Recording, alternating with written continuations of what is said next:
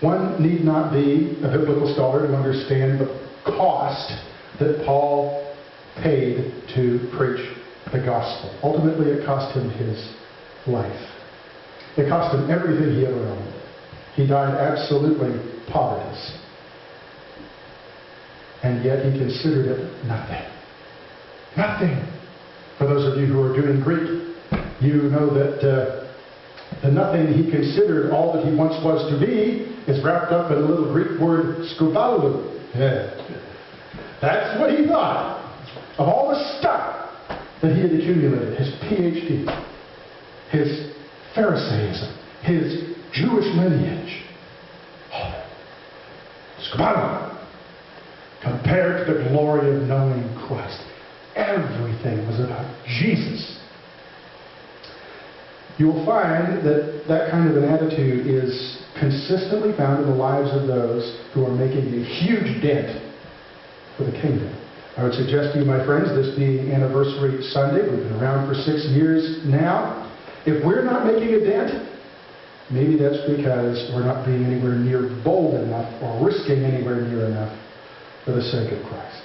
Most of this, truth be told, I put myself in the same camp, have great pause when we start to think about things like, if I do that, is that going to blow my retirement? If I do that, could we lose the house? If I do that, are we going to be able to pay the bills in a couple of months? A lot of it tends to be financially oriented. Sometimes it's not. If I do that, if I'm bold with the gospel, I'm going to lose friends.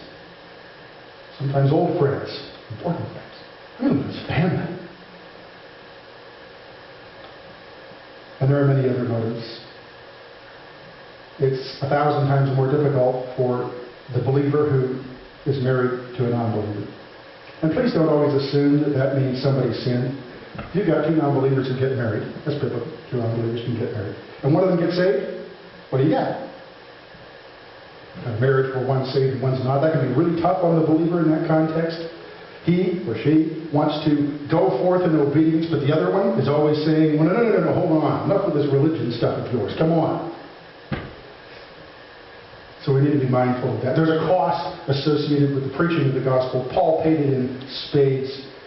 And yet, as he talks about the cost that he had to pay, which was extraordinary, and he compares it to the cost that other people were paying, he looks at them as his heroes and considers himself to be nothing.